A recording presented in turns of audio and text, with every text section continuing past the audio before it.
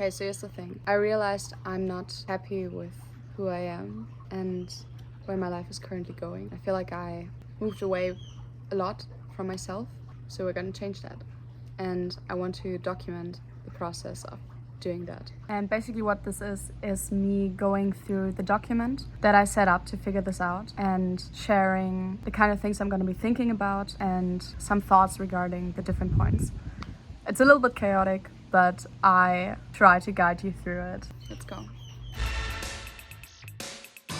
I wrote down what are the things that bother me, things to change, the big things, right? Like work, living, people, personality.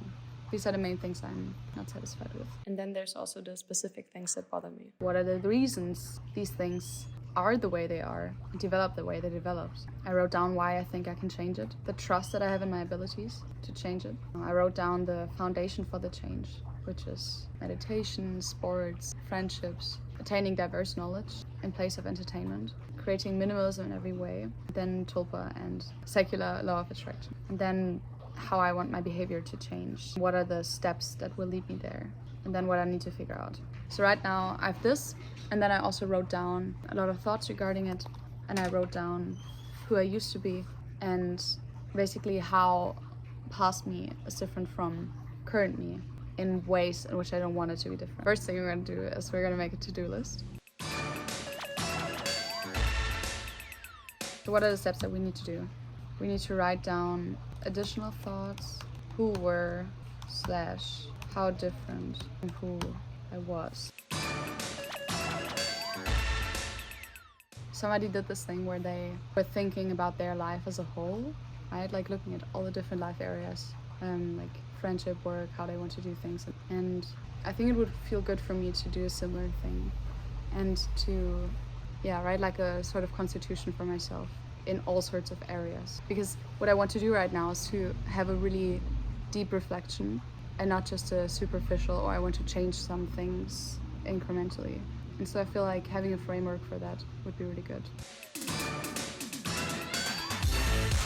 I'm gonna create a subpage for, say, crew members. What is good, what bothers. I heard Tyler Cohen at a fireside chat a few days ago, and he said that one of his biggest life advice is to have really, really good peers and talk to them every day. And it's probably true. It's probably what you should do, what I want to do. So what I want to change is talking to close friends every day, reaching out when they're not doing well. It's not something that I do as well that much. When I know they're not doing well, I also don't reach out that much. And so I can't really expect it. That's something I want to change. And I want to be a better friend in general. I want to initiate more meetings, and I want to listen more and ask more, take more of an interest in their lives. Yep. Okay, this is one thing. This video I look so concerned, because I am. Not concerned, I'm determined.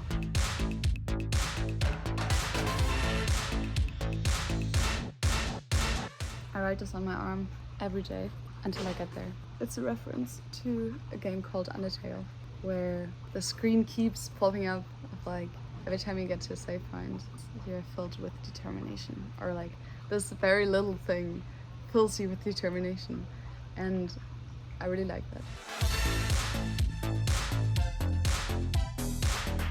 Okay, step 1 is to create conditions to figure this shit out through the routines. Mostly. That is something I can do immediately, and that will just everything will benefit from that.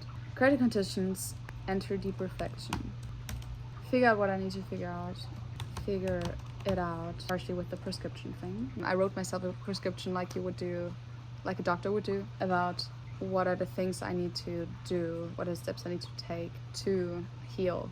So then it was okay, one day I'm going to deal with this, next day I'm going to deal with this. One day I'm going to think about my living situation, next day I'm going to think about how to overcome online addiction, and so on. And it worked fairly well. I think it definitely led to me taking steps quicker than I normally would, because it was I'm going to solve this in a day. The good thing about the prescription is that it focuses on the actual important things, the actually most important 80-20 things, and not all the things I want to do, because that's a constant thing that is difficult for me. and it is setting time limits to figuring out things. And I think that's also really important because otherwise Parkinson's law, time stretches to the time you have available. Prescription has already been pretty well. And then make it happen with others. Everything with others. No matter what I do, first priority should always be do it with others. I learned. This is so important. So important. Make it happen. So I'm in a weird place right now. Not only mentally, but also physically. I'm at a 2-month conference, and there's a lot of workshops here and everything, and you can start a lot of workshops, and so this is pretty awesome. So I can just start things when people can join. So it's like routines and creating sessions where we can think about this together. Find others to make it happen. Don't skip this step.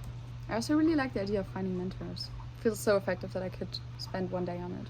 I don't really know what this is, but I've heard people talk about it, that they want to have mentors. I'm not sure if you can have like a live mentor or something, but maybe you can also like peer mentor each other. Also sounds great. And I know a lot of people, so chance that I find somebody is high. And I can just also try random people on the internet otherwise. Why?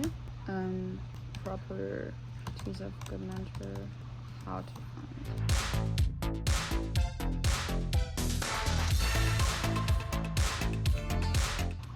Okay, what are the reasons why I got to this place that I don't want to be in? I constantly do things that I don't feel like I want to do, that don't feel authentic, and then I numb myself too much to notice it. So for the past 5 years, I started to do things to numb my brain down to the point where I pretty much fall asleep immediately because I didn't want to be with my thoughts, and this was more comfortable. It was really hard to get away from it, and I am getting away from it.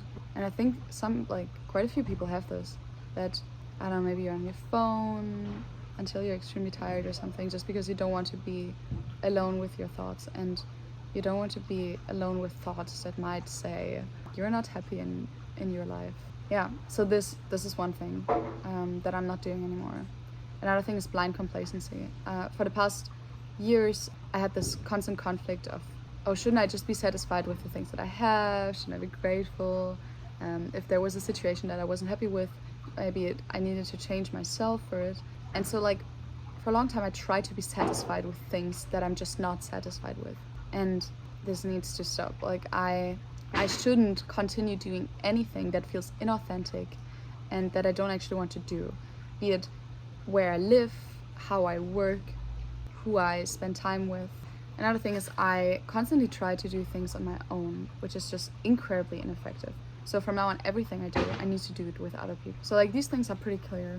But there's another thing that I don't yet understand completely. And it's I always feel like I need to be running. And for this, I sacrifice other things that are important to me. And I think there's a difference between prioritization and bad compromises. Of course, you can't do everything in life. And that is really hard to deal with.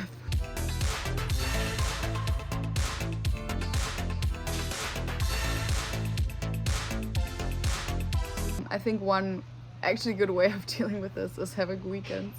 And this is another thing, I didn't have weekends for also 5 years. Since I started living on my own, I just constantly worked. I think there should be two things that went wrong here. A, I shouldn't do things that I don't actually want to do just for instrumental reasons. So this is one trap. Then there's a difference between that and not prioritizing at all. Because if I wouldn't prioritize at all, I would just for example now, oh, I feel like I want to learn how to play the guitar.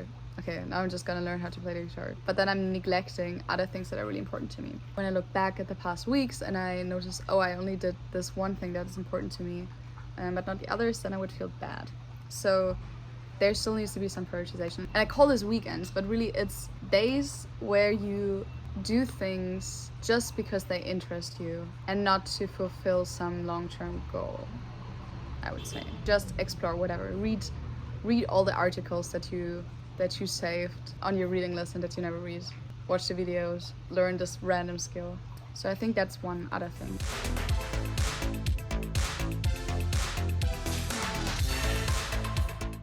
Back to the topic. I always feel like I need to be running. And for that, I sacrifice all sorts of things that are important to me. Like, oh, I need money. Oh, this money will help me do this other thing better. And this thing that I kind of want to do would take up too much time. And I just want to arrive. Because I have this vision of my life. But then I take really weird, long-winded ways to get there. And also, like, yeah, it just doesn't work. Why do I always feel like I need to run? And I think it's not because of death, because if it was because of, I feel like I would just actually do what I want to do, right? It's what it does. Like, if I would die in a month, if I would die in a year, I think I would do things very differently. And I'm not sure if all of these things are like things I actually want to do, but I would think much more about who do I actually want to spend time with and how do I want to spend time with them and what do I want to do. So if it's not death, then why don't I just do what I want? Because if I don't achieve the things that I want to achieve, I would feel shitty about myself. Big hit on my self-worth. Why do I feel like I need to run? What do I want to achieve? I want to just do the things I love the most. Have freedom to do whatever I want to. I can do this already.